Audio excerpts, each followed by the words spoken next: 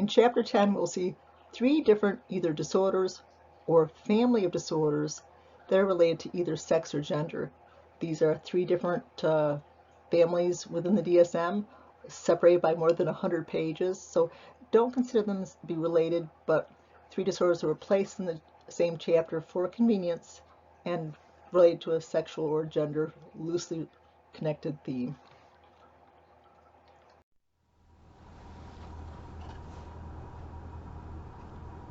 I thought it would be desirable to introduce ourselves to a few of the major sexologists before we get into the rest of the content of our chapter. So I focused on 3, one much more distant in the past, Richard von Krafft-Ebing, as well as the more modern Alfred Kinsey, and the even more modern William Masters and Virginia Johnson.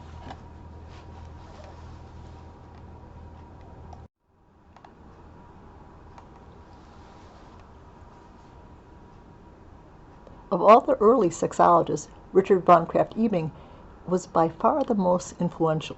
Now, not necessarily the most beneficial to our knowledge or sexuality, but the most influential.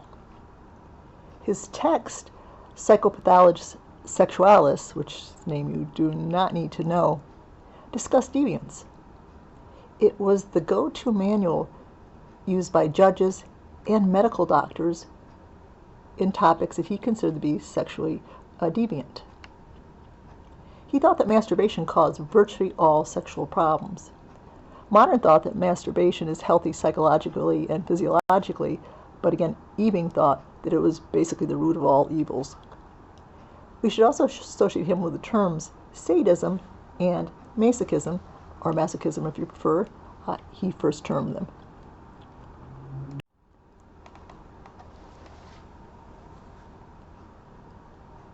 I would be surprised if you ever heard the name von Krafft-Ebing outside of a college course, but many people who have never even attended college are familiar with Alfred Kinsey, in no small part to the movie that he was portrayed by Liam Neeson, and quite well, by the way. According to the U.S. government, his work was obscene and immoral and put the country at risk for communist takeover, and I kid you not, that's what the government policy was. Back in the late 40s and through the 50s, we were extremely concerned with communism and that we would be overrun with the Reds. And I can remember as a youth going and doing the duck and cover drills in case we were attacked with nuclear weapons by Russia. So what was Alfred Kinsey up to?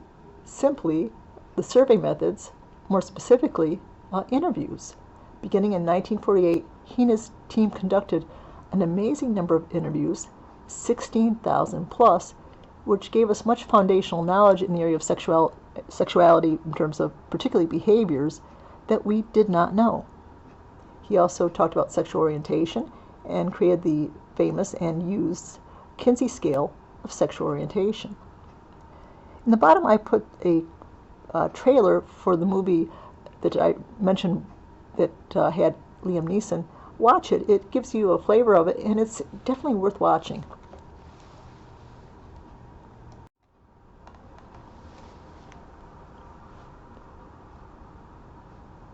The names Masters and Johnson, more specifically William Masters and Virginia Johnson, are about as famous as Alfred Kinsey. Their research was just slightly later, particularly late 60s till about 70 was the prime research. And the first sexual response cycle was researched and then authored by them. They also were pioneers for sexual therapy for the various sexual dysfunctions. So a very different type of research and focus, but equally important to the field of sexology.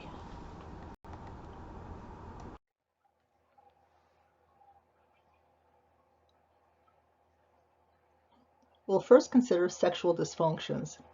They're clinically significant, quoted from the DSM, inability to respond sexually and or to experience pleasure. If it's simply due to a lack of sufficient stimulation, it's not a disorder. Some may be lifelong, and they can either be highly situational or generalized to many situations. The therapist should consider partner factors, relationship factors, individual factors, and cultural or religious factors when undergoing treatment for the individual.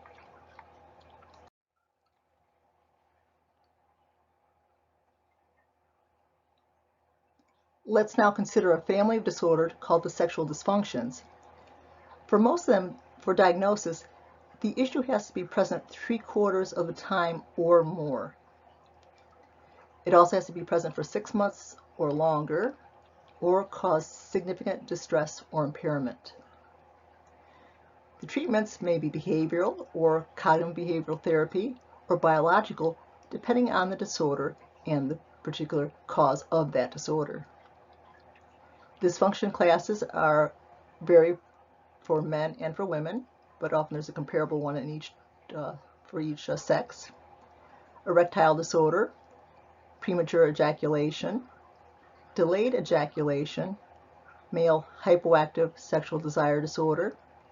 In women, female orgasmic disorder, female sexual interest/arousal disorder, and genitopelvic pain, or it's called penetration disorder, but your general practitioner would probably use the term vaginismus. So again, for a condition, say vaginismus, it could be related to a psychological trauma. It could be purely biological. So the treatment for this disorder or any disorder would depend on the particular cause. For some conditions, such as erectile disorder, medication is often the only treatment that's needed. So again, different disorders, different causes, different treatments.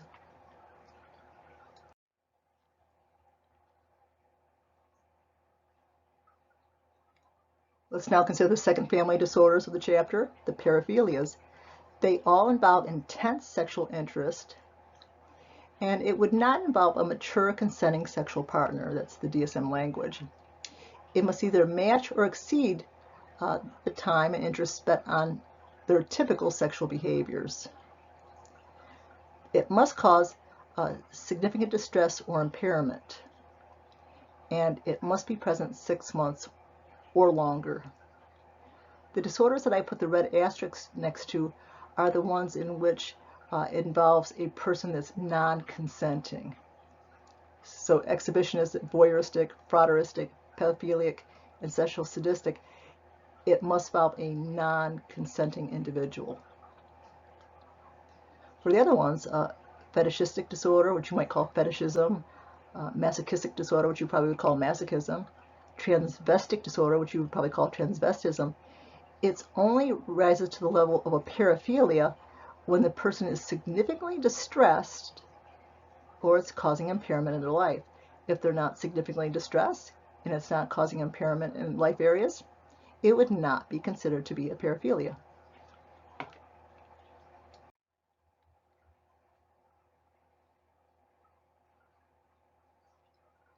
Before you listen to the rest of this narration, you might enjoy going to the next slide and seeing which of these disorders you can already identify. So go ahead and do it, and then when you're done, come back and you'll see how many you were correct on and how many you are familiar with.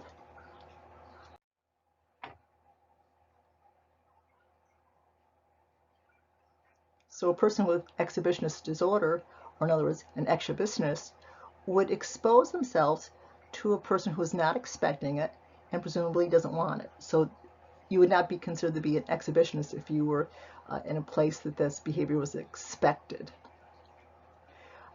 For this behavior, often nicknamed the flasher, it conjures up for many of us images of a man on a street corner with a raincoat flashing people.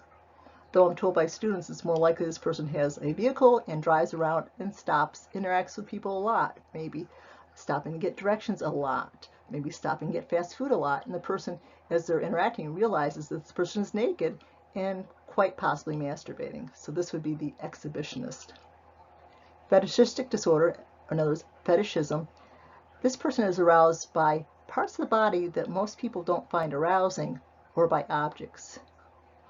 If you're trying to think of examples, feet and shoes would definitely be a source of interest. So the person, most of these disorders are male associated, but not all. So this person might get himself a job so he can be around women's feet or shoes, for example. Or he might not even need a whole woman. He just might want the shoe itself. Of course, a worn shoe, a used shoe. For voyeuristic disorder, can you think of a nickname? The Peeping Tom.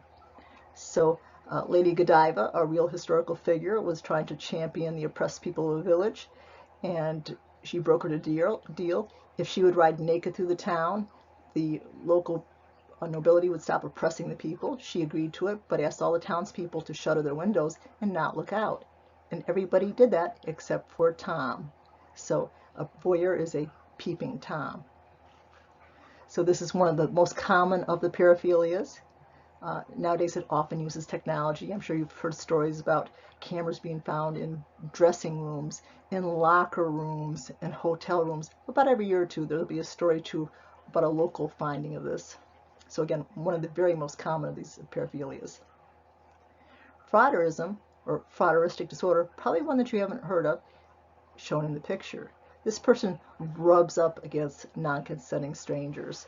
So they're typically fans of mass transportation, particularly crowded mass transportation, like crowded subways, crowded buses, crowded bars, and they make the condition a lot more crowded than it needs to be. So this person would be a frauderist. Pedophilic disorder, of course, this person is the pedophile. A child can never get consent. It is any sexual interaction with a child or minor. It could be viewing of pornographic material, showing them pornographic videos, or physical interactions. So anything sexual with a child or non-consenting individual. Sexual sadistic disorder. This is a little different than the standard sadism and masochism. To be a sexual sadistic disorder, the person has to be non-consenting. So the person that they're degrading, humiliating, whatever, cannot be consenting. If it's a consenting S&M play between individuals, it does not qualify as a paraphilia. So again, this has got about the non-consent. Now for masochistic disorder, again, this is only disorder if the person is significantly distressed or it causes significant life impairment. So this person likes to be disciplined. They like to be sexually punished. So in S&M, they are the M of the S&M. And apparently many people will do both roles depending on the context and situation. Transvestic disorder, or in other words, transvestite, not to get confused with transsexual. This person, usually a male, gets aroused when he dresses in the clothing of an opposite sex, in other words, a woman. He virtually never would go in public. If he's got a partner, she's often clueless as to this is going on. He's almost always a heterosexual male. And I always joke with women, or half joke, if your fine lingerie are stretched out and you swear you take care of them properly, maybe there's a transvestite in your life. And there's many, many other paraphilias. These are the only ones that are listed by name in the DSM-5 TR, but there are many other ones, and they would go into the category of other specified paraphilic disorder. So this is a list that would reflect the DSM coverage.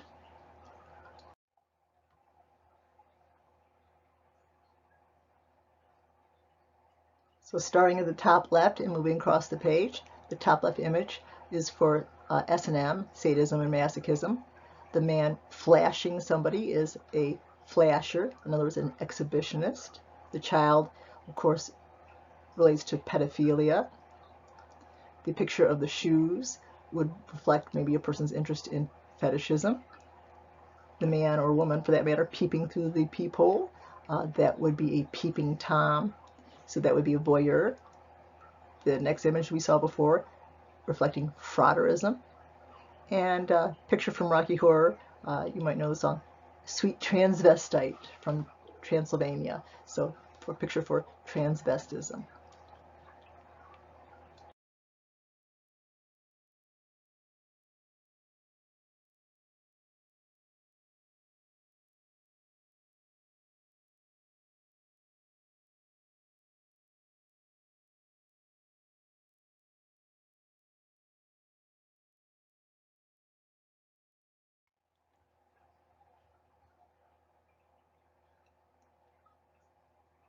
We're now ready to move on to our third topic of this chapter, gender dysphoria.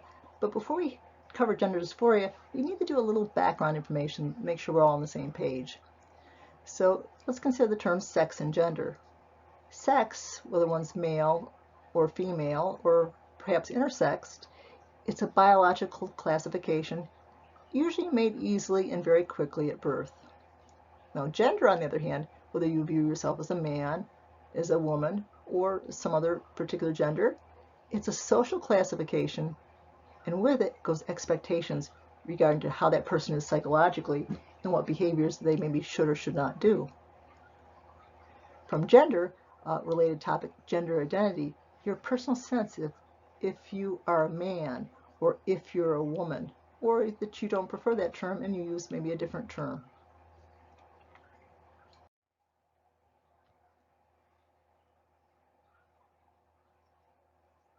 So in support of our coverage of gender dysphoria, let's look at the term transgender and cis. The term transgender, or sometimes trans, is used when one's experienced gender does not match the gender that you were assigned at birth. So there's a mismatch. The term cisgender, often referred to just as cis, is used when there is a matching, that your assigned sex at birth does match your gender. Now, trans folk are embraced in many societies and, unfortunately, met with violence in others, such in the U.S. Now, the middle picture of trans people I chose because they're fellow educators. On the left, showing trans people of India. They are legally recognized third gender. And the right, a picture of two Native American two-spirits.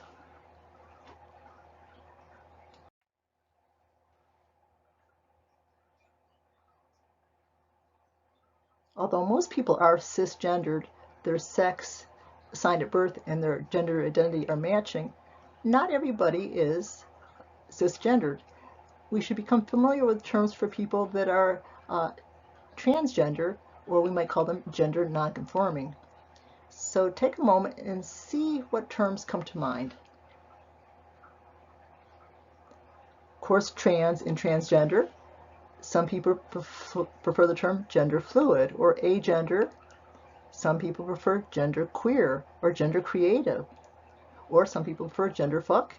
Yes, I did say that. Some people are non-binary. Others are gender non-conforming. Some people go with the term third gender or non-gendered or genderless. So whatever term the person prefers is the term that you should use for them.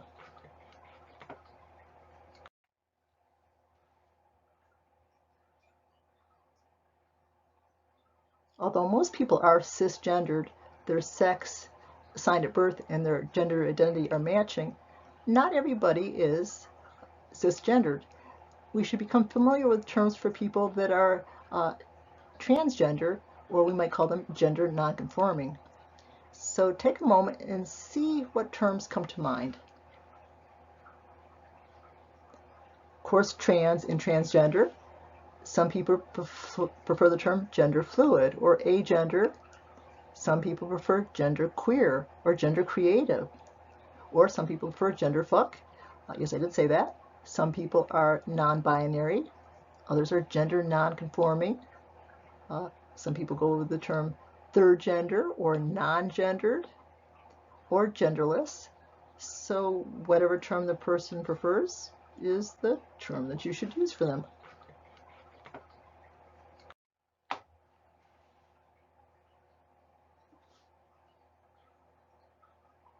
The idea of third gender or trans is a newer idea in Western culture, and many older adults, and in fact younger adults, have a hard time wrapping their heads around the concept. But worldwide, many cultures are very comfortable with the third gender and trans phenomena, and it's part of their culture. This slide is just giving you a partial list. So picture on the right would be a trans Taiwanese boxer. Over 130 different Native American tribes recognize two spirits or third gender people. Also the Hijira of India, Pakistan, and Bangladesh. Also Ethiopia, Kenya, Congo, Oman, Mexico, British Columbia, Guam, Hawaii, Balkans, Philippines, and Indonesia. And I could have easily kept going, but just wanted to give you an idea that it's not a rare phenomenon to accept and to be comfortable with trans and third gender. It's almost the opposite of not recognizing is worldwide more of the exception rather than the rule. And no, don't put any time trying to memorize these terms. You won't be tested on who goes with what society.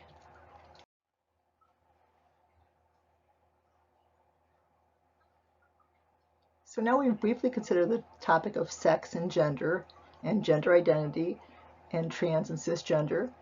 And perhaps you were perfectly fluent in those concepts to begin with, or perhaps you need a little bit to understand the next topic. Since our course is focused on mental disorders, let's see how trans relate to this. First and foremost, being trans is not a disorder, is not a mental health condition.